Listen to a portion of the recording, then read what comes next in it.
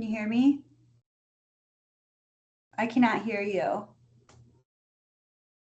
on.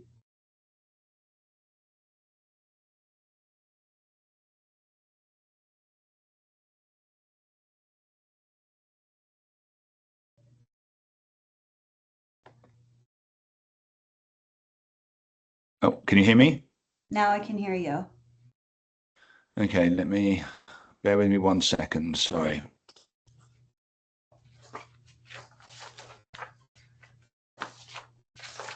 Okay.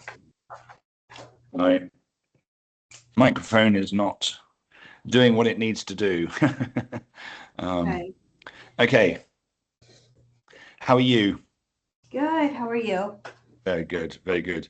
Were you able to catch up at all with any of the other videos? I did, yeah. Okay, perfect, perfect. So yeah, so this is session 5. We have one session after this in relation to objection handling. And oh, my light's not on. I look dark. Oh, that's better. Now I look well lit and handsome. Well, I like to think so anyway. So, so yeah, one session left after this. So this is about closing techniques, and then next session will be objection handling. But as you probably saw through the videos, I like to sort of start with sort of reflection, and especially it's quite good actually because you're on your own today. So we've got a little bit of extra time in this regards to sort of reflect on everything as part of your catch up as such. And so any sort of reflections, questions, thoughts as you, not just on the last session, but as you've been watching the videos? I don't think so. One that comes Okay. to mind. Okay. And how are you finding in terms of putting it into practice? I'm still just being immersed in training because not only am I currently learning the sales and consultation part of it, but I'm also learning clinical and the software and everything. So it's a pretty immersive training process. So I'm not yet doing my own consultations. Okay. All right. So, okay. So, yeah, and I don't know what your process is like, but I know when we bring people in, it can feel somewhat overwhelming at times, just with sort of the amount that you're sort of internalizing. So again, as we go through this, as I say, the last session's in a couple of weeks. As you go through this, if there's questions or reflections, feel free to bring them to the next session, and we can talk through them. Good. This may turn out to be a slightly shorter session, which that doesn't hurt as long as we cover what we need to cover. So today we're talking about the closing stage. If we think about the process, opening, question, educate is something I leave to you. That's the sort of medical piece. The suggestion then leads into the close. So really, oh, I hate it when it does this. What's just happened? It's gone back a couple of slides. So I want to sort of start with the end and sort of dealing with the no. And so the question I like to ask is how do you feel? Obviously, you haven't done consultations yet, but maybe in previous jobs, how do you feel when you're asking for commitment, when you're going for the close of the deal or anything, when you're asking for commitment? How do you feel about that? I feel confident in that because they came to me initially for a reason. So Good. I'm there to provide the solution. Yep. So Perfect.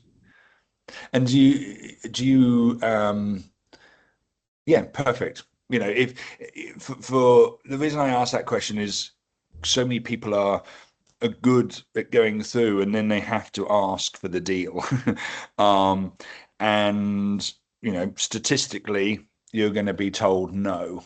And so, you know, I suppose that's the other question to ask is if you get a no, do you want to move forward? Do you want to schedule? Do you want to, you know, have the treatment today? If you get the no, what does that do to you? How do you feel about that?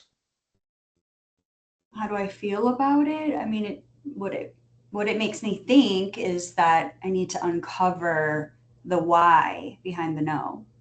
Perfect. Perfect. Good. Yeah, we can finish for today.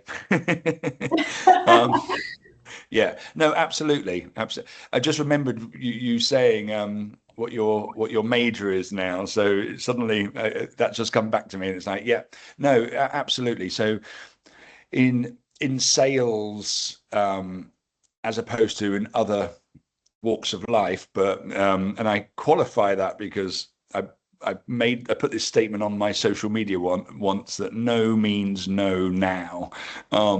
It doesn't mean no in 5 minutes. It doesn't mean no tomorrow. It doesn't mean no next week. And then I think it was around the time of the sort of Me Too, no, yeah, the Me Too movement, and so I got a lot of abuse, and it was like, no, I'm talking about sales, you know, not in other in other situations, which obviously no means no. But yeah, it was no in sales. We always say no means no now, and we need to understand because coming back to your previous comment, they came to you for a reason. They came because they have a problem. You've provided a solution. The no actually means that the solution you provided is not meeting their needs or their understanding of the solution is not meeting their needs because quite often medically it's the right solution, but it's about uncovering the why. You know, why are they saying no? So perfect. um so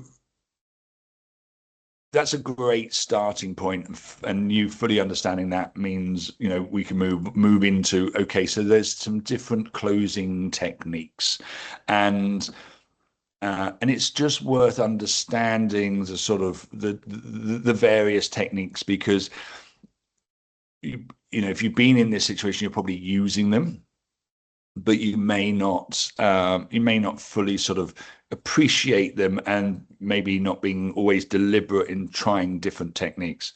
So the direct technique is, as it says, it's direct. Do you Chris, if am I supposed to be seeing, do you have slides up? Because all I'm oh, seeing are lines. I don't know if you okay, would, let me, yeah, so let me share my screen again. That's strange. do you Can see you, those lines? no, can you? They're kind of like diagonal, horizontal, slightly diagonal colored lines throughout the whole screen. Oh, that's very strange. Okay, let me stop sharing again, and let me share let me share that. Does that make any difference? Nope.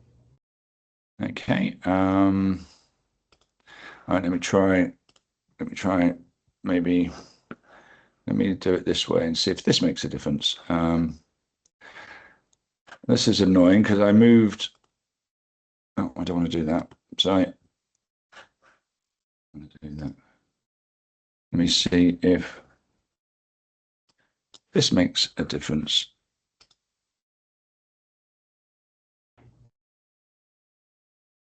Yes, now I can see something. Okay, all right. That's strange. That was obviously something to do with the screen. That's annoying. Okay, okay. So actually, in regard to the other slides, they didn't have such they didn't have much content on it, but um, let's continue. So yes, so really, there's sort of five techniques that we can use to close. Again, my point being sometimes we need to be deliberate, use different techniques. If we think about the social styles last week, one of the things there is if you're that driver top right, then the direct approach can, work well. If you're more amiable, then sometimes a softer approach can be more beneficial, because otherwise it feels too grating. But sometimes you have to use different techniques at different times to get the outcome that you're looking for. And so again, this is not, this is about recognizing, people have come to you, they have the problem, you've got the solution. And the nervousness comes in, and so there's always this this element of helping them across the line.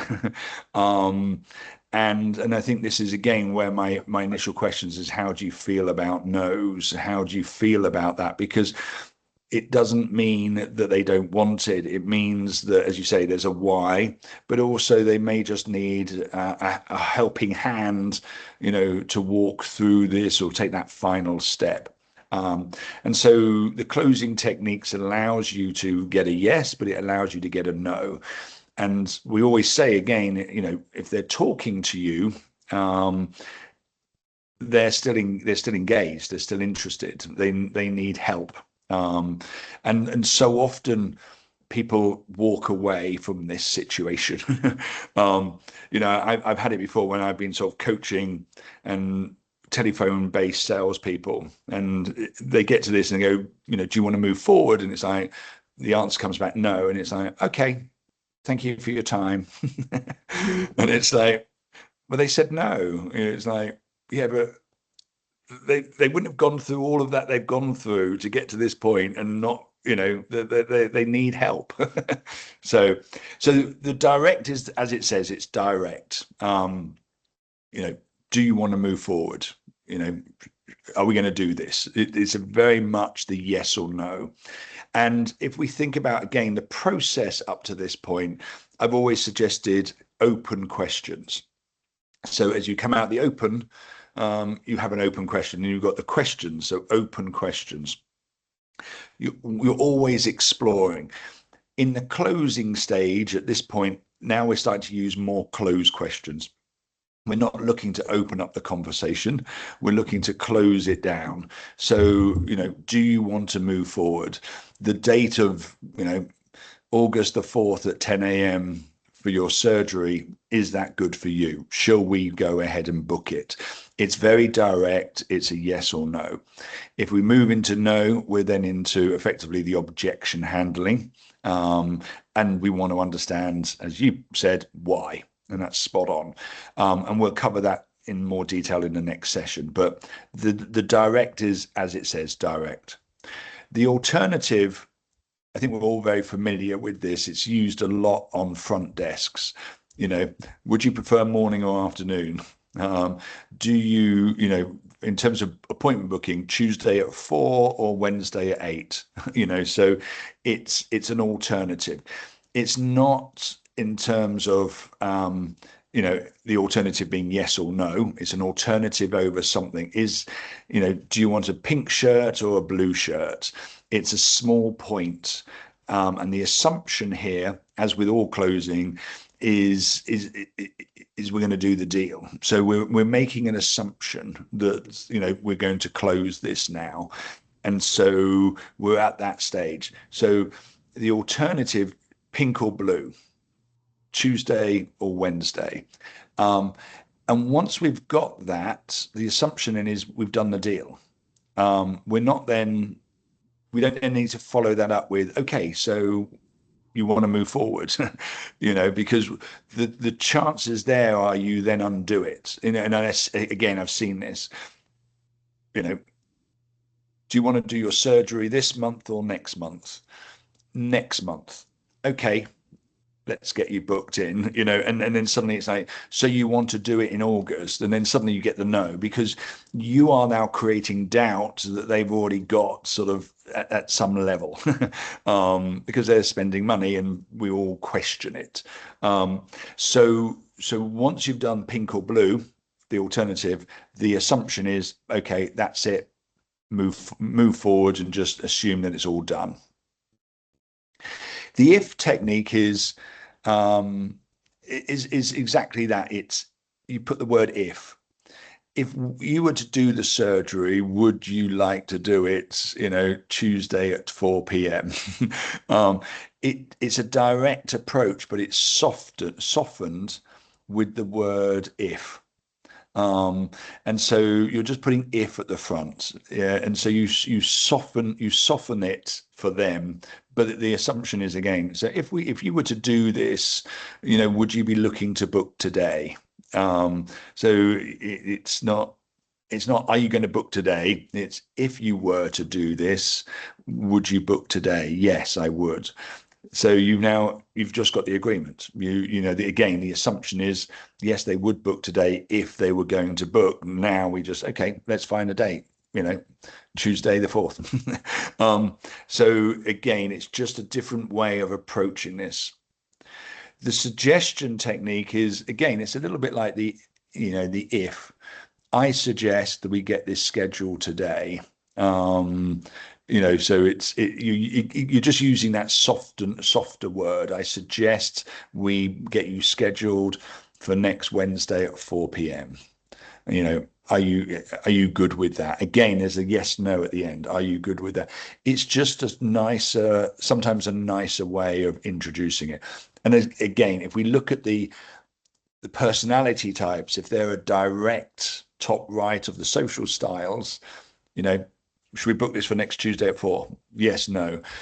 Maybe more amiable, or the expressives like that little bit more feeling around it. So I suggest next Tuesday at 4 p.m. Is that good for you? It's just softer language. So those two are very similar. It's a direct approach, but with just a little bit of cotton wool wrapped around it. And then the sharp angle is one you can use at the very end, as long as you're at the very end. You cannot use this more than once in the meeting. And it's got to be timed, but it's very powerful and it's very subtle. So let's just say I'm the patient, and I said to you, if we were to do the surgery, could we do it next week, next Thursday? And then you looked at the schedule and you looked and went, yeah, I can do it next Thursday. What would your typical answer to that be? So my question is, can we do the surgery next Thursday at 5 o'clock, let's say? And you look, yes, 5 o'clock next Thursday is available. What would your typical response be, do you think? Well, isn't my response, yes, it's available? Okay, and this is then the sharp angle. So, and this is the subtlety on this one, and I love this one. You can't use it often, but when you can, it's beautiful. So I'm the patient asking you, who's just said yes? You have. Who do you want to say yes? Me. So the sharp angle close is Thursday at 4 p.m. next week available? You check your schedule rather than saying yes, because now you've said yes. Because if you say yes, I go, okay, that's worth knowing. Let me go and think about that. Let me go and talk that through with my partner. Let me, go away, and I know it's available. But now it becomes awkward, or it can become awkward because they've got the answer. So now you ask me that same question. Do you have next Thursday at 4 p.m. available? Would you like that? Yes. Perfect. So that's the sharp angle. It fires it straight back at you because the fact that they're asking something so specific, and I do love this one, the fact that they're asking something so specific, firstly, you've got to be able to say yes. In your mind, you've got to be able to say yes, because but now you want them to say yes. And in the same way is, is it available? Do you want it? Yes. Okay, let's get you scheduled. As mentioned, the deposit's $500. I'll take that. And again, it's that assumption that you've just moved forward. And it's not, if they're really not happy, well, again, they wouldn't have sat through this. They wouldn't have given you those buying signals and been engaged. They now need help to cross the line. And so what you're doing is just making this piece very easy for them. So I do love the sharp angle. Now, the two things about it. One, in your mind, you must be able to answer yes, because I've seen this done is like, is Thursday next week available? Do you want it to be? Yes. Well, I've got Friday. So that's sort of like, well, it doesn't work. You're looking for the close, and then you've got to be able to nail it.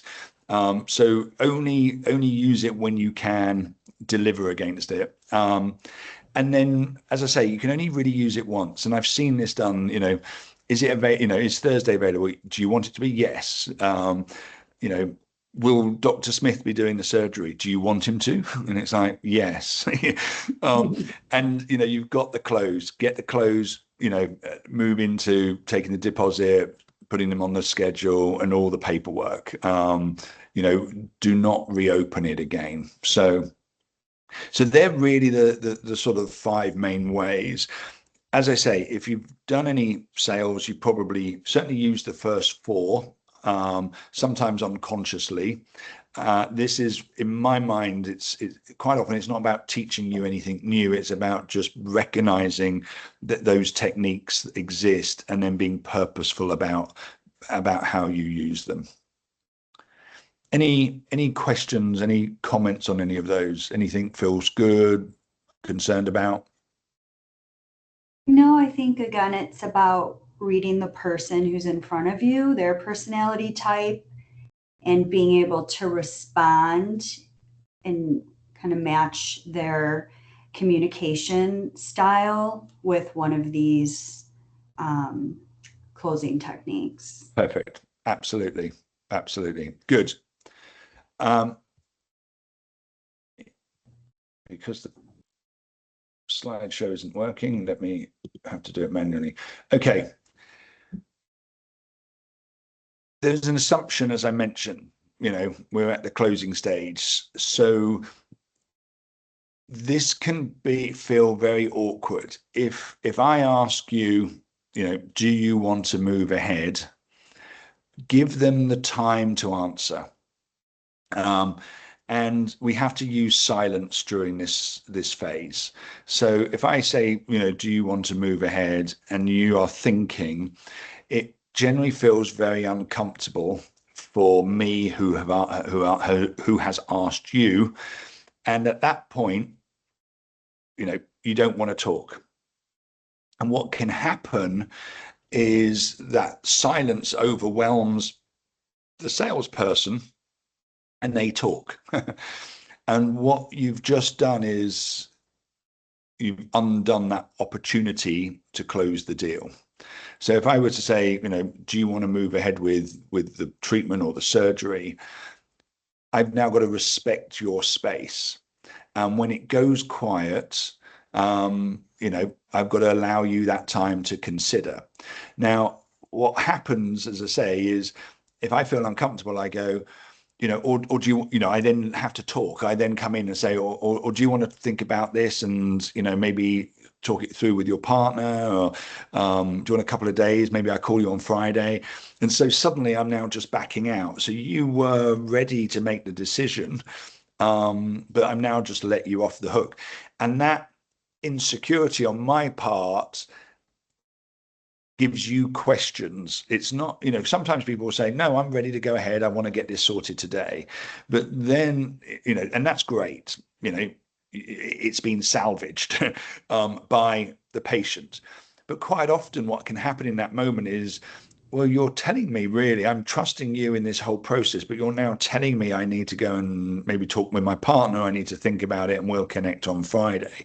You know, because in that moment when you've asked the question, you know, if you are not confident and you talk, you let them off the hook, but you also bring in all your concerns, which then means most likely they'll go away and think about it. So we have to be comfortable in our own silence. We ask the question, let's take a direct approach. Do you want to move ahead with surgery? And this is it. You just sit there quietly, you know, in silence until you get the answer. You've asked the question, and now you're waiting for an answer. And often I find that, you know, they're just internalizing it, they're thinking it through, they're, you know, wanting to make the right decision.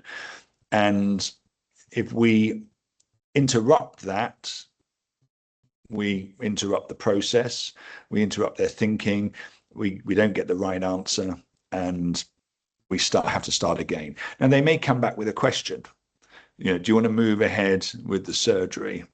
You know, and it's like, they may come back with a, I was going to say, you know, or are the surgery fees included? Again, you know, you could almost use the sharp, you know, again, you could almost use the sharp angle glows. Are the surgery fees included, you know, or anesthesia fees included? Do you want them to be? You know, that might not quite a good example, but it's that, again, followed with a sharp angle close. But at this point, silence is your friend. Be comfortable with it. Let them answer. Once they've responded, you're either going to have the yes, or, you know, you're into objection handling. How are you with silence? Again, I'm thinking from your background, as you know, if you've done coaching and some of those tools, you're probably very comfortable in asking those questions and allowing what you've done, you know, in terms of a response. And I actually found, when I trained as a sort of an executive coach and sort of went down that path as I moved into this industry or into this field, I found my sales skills actually translated very well into coaching skills, because it was all about asking questions. The questions clearly changed, but it was about, you know, understanding them and then being respectful of their space and silence. And so I trained for years as a salesperson. So coaching, I found a sort of a very compatible skill set. So so I can imagine silence is it probably is quite easy for you. Yeah, I mean, I think just the natural communication back and forth, there's only going to be a certain amount of silence, and they're either going to come back with a statement or another question. Yeah, absolutely. Absolutely. But again, it's you know, and I see this even with experienced salespeople. You know, it's, they ask the question, and you know, it's amazing how many times they'll jump in and answer it. And you know, especially at this point in terms of you know, asking, you know, saying things that just devalue. It's, you know, yeah, and I've seen it so many times. It's like, so you're ready to move forward, and they're thinking, and you can see that, you know, and I'm in the room and I've seen this, and it's, and then they come back in and they say something, you know, if you think the price is too high, I could knock $500 off. You know, and it's just like, and of course it's like, well, you know, and then of course they think, well, if I'm quiet for a little bit longer, will you knock another $500 off? You know, and then suddenly you're now negotiating over price, and it was never about it. It was just being respectful. Good. I think that's excellent. I think that's it. Normally we spend longer on the reflection piece at the beginning. So with little sort of feedback, reflection, and sort of having some coachable moments. we've covered the things. Are there any questions in relation to sort of the closing? Again, this is, I always say, sales is a contact sport. Once you start doing some consultations, then we're into that sort of, okay, this worked, this didn't work, I tried that, actually silence was harder than I thought, or was easier than I thought, and so then we can sort of work through that. So but any questions, comments, thoughts so far?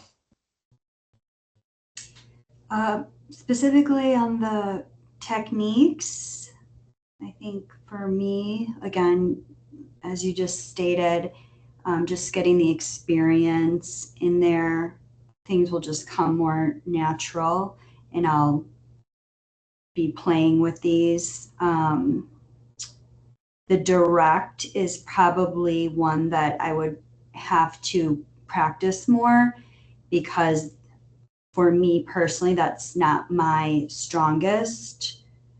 I'm not that upper right corner. So I think the others probably come a little bit more naturally to me, but there's a lot of feeling, like intuition, that comes into that consultation, and again, feeling out the person that I'm communicating with, what's their style, what are they going to respond best to. Yeah. So Yeah, and you've actually you're making, it is about them and not you. And I remember my first ever management role, and I was 21. And my style was, and still is very collaborative. It's very respectful, etc., etc. And one day my manager called me into the room, and I'd had a complaint from Danny, and the list was this long of, these are all my faults of what I'm not doing. And I was mortified because, I first management position, and what is it, 2 months in, and I'm getting this huge complaint. And my manager said, who is he? And so what do you mean? What was his job before this? And he was a Royal Marines commando. And so these are the guys that go in first. They expect to die, first. And this is what he was. And it's like, and so my style of, so how do we feel about this? And would you like to do that? And it was, he just hated me. And so I then had to, it was like, Danny, you're doing this. I expect it done by this time. And I need a report. And it was almost, sir, yes, sir. And it was just, and I found it really hard. And within sort of 2 weeks, my manager pulled me aside. He said, he thinks you're great. And it was, and I really, the fact I'm, what am I, 57, and this was when I was 20. So, 37 years later, I'm still thinking about the impact. But it was so unnatural for me, and I had to really think about, and so I'd have these meetings. I was me, authentic me, and then it came to him and said, "Okay, you're going to do this, this, this, this, this, and this, and I expect it done by this, and this is the standard I want." And he was just like, "Yeah, yes, sir." It's just, and I found it very hard that he would, because he was an intelligent, thoughtful guy, but just tell him what you want him to do and he'll do it. But he spent years in the army. Oh, he's a Royal Marine Commando, so he's in the Navy. I don't know. I don't know which branch of the military he was in, but he was a Royal Marine Commando. I guess that's the Navy. But yeah, so you're absolutely right. And so recognizing that already, if you've got someone that is very direct with you, you're then thinking, okay, when it comes to this, I've got to just ask outright, do you want to move forward? Limit the small talk, the feelings. They want to get to the point, direct. So yeah, perfect. What else? I mean, nothing that comes to mind. Perfect. We don't need to drag this out.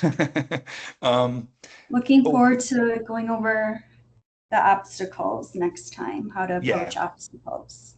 yeah, yeah. That's and again, the approach is very